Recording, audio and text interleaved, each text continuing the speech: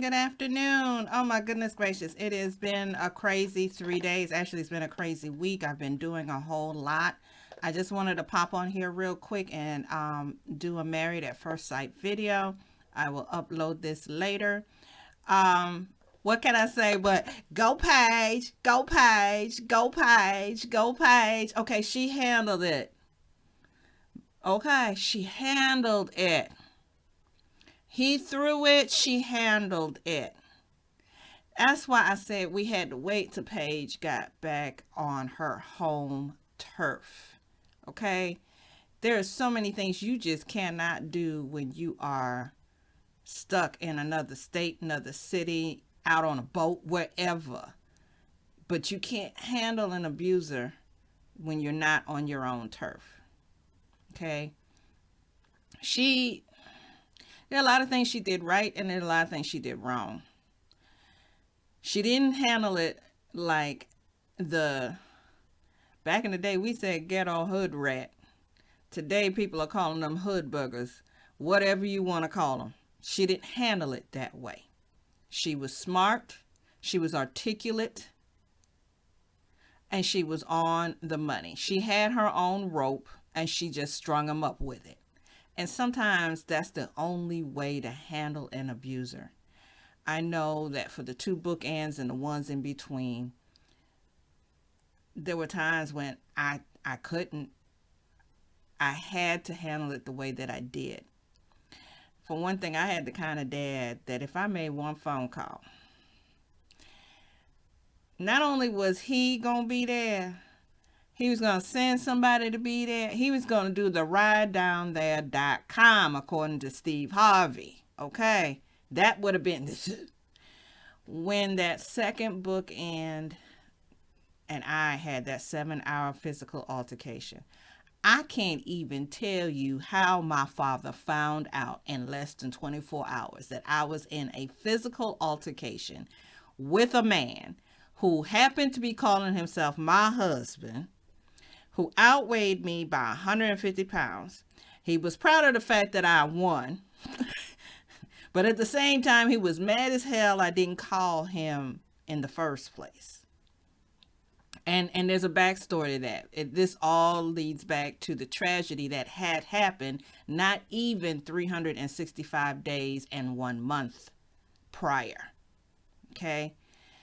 My dad called me the same day they took his butt out. Like I said, it was less than 24 hours. I don't know how he got the info. He did. And I think it was all behind the fact that, well, for one thing, there should have never been a contract hit out on me. When that thing came out, my father should have been notified immediately. So I know there were I don't know what they were. I don't ask. When one of the biggest things my dad taught me is you don't ask. You just don't ask.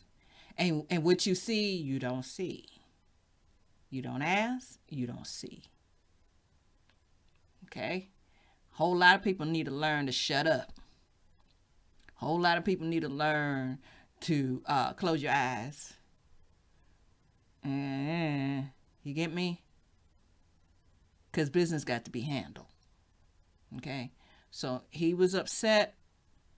I think he found that part out because I didn't tell it.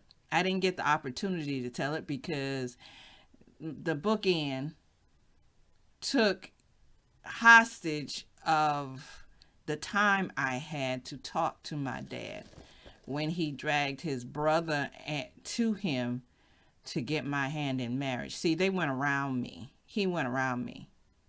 And an abuser, people who view you as prey, they will go around you to get stuff done. And that's what happened with Paige. We don't know what she was told. We don't know what she wasn't told. It's slowly starting to come out, and I think that's what made her mad more than anything else, is because she had one story, producers have another story, experts have another story, and then you find out the ex-fiance has a third story. Hello. All right. But yeah, my dad called me and he said to me, and I quote, "I heard you had a problem." I'm on the phone like, Dad, I took care of my problem. Dad was like, you put a band-aid on it. I'm going to surgically remove it. And I was like, see, that's why I didn't tell you a whole lot of stuff. That's what I'm thinking in my head. Okay. And you don't know what Paige has or does not have. You don't know who else she might have been protecting besides herself. There's a lot of things we don't know. We will never know. But I tell you what, girl handled it like a pro. Okay? That's the classy way that you handle somebody like that. Okay? Somebody like that. Because the thing is, by saying you didn't want to meet with them, that would have caused another form of manipulation, another form of verbal abuse, another form of mental abuse, another form of emotional abuse, another form, because the man is naturally abusive. And as I said before, had she been turned around at the door, she probably wouldn't have went through all that she went through. But she wasn't. So we can't go back to the past and change that. All we can do is look at today. Ain't no telling. So now, now that he looks like a butt wipe, he got to come back with something else. So prayerfully, she will keep her strength. Now, as for the other couples, like I said, I wanted to do this real quick because I got to be in another conference and I haven't eaten my lunch. As for the other couples, we've got they are all going through, with the exception of maybe two couples. So I would say Vincent and Brianna.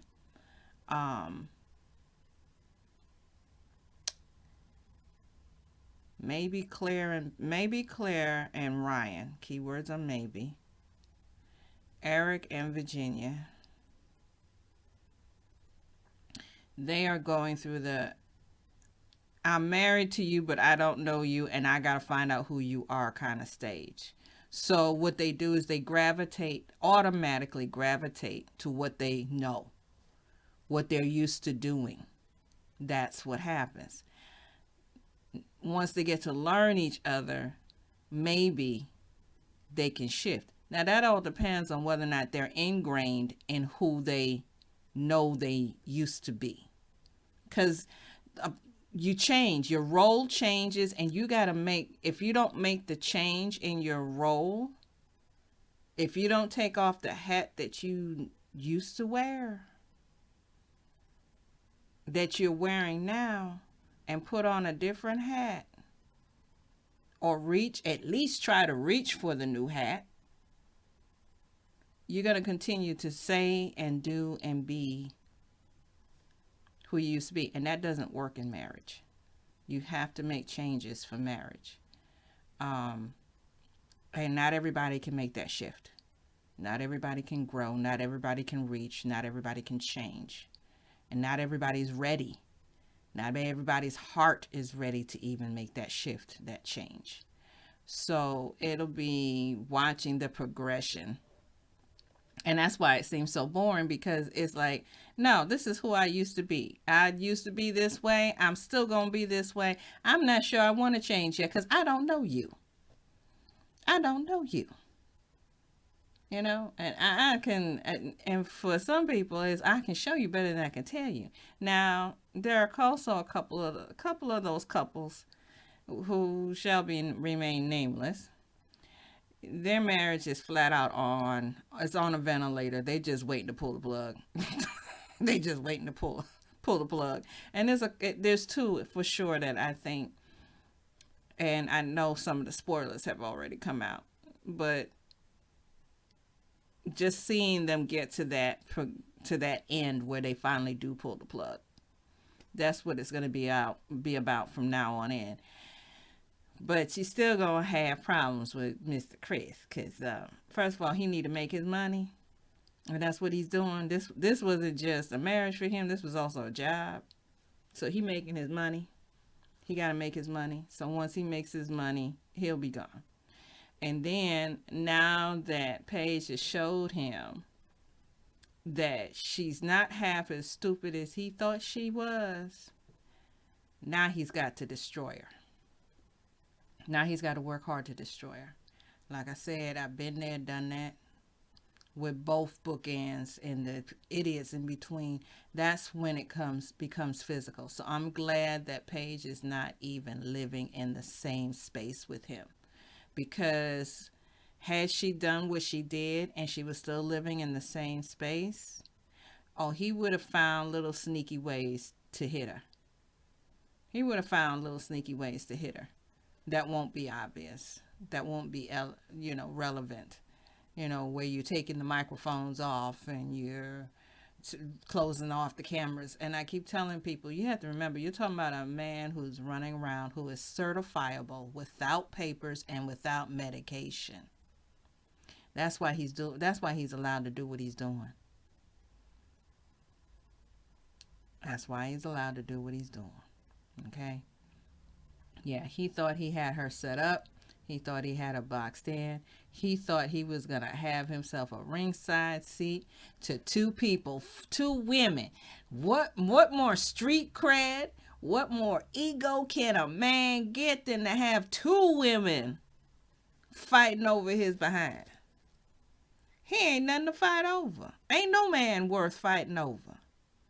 I tell women that all the time. He's not worth the fight. You don't fight another woman for a man, please. Now, you two may fight together. That's a different thing.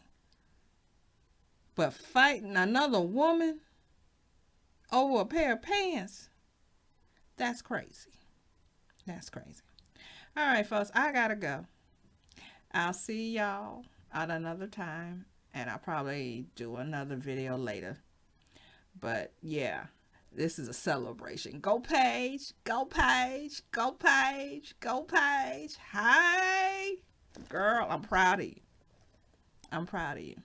Because I know I've had that happen. Not so much where I was told to meet the person, but the woman just showed up on my doorstep. I called dude. Hey, your business is on my doorstep and they're cutting up. You got two choices. You can either come get them, or you can find them at the police station. Oh, and I'll give you a third choice. You can find them at the morgue, because I ain't playing. Chick disappears, and so does dude. You don't fight another woman for a man. Just don't.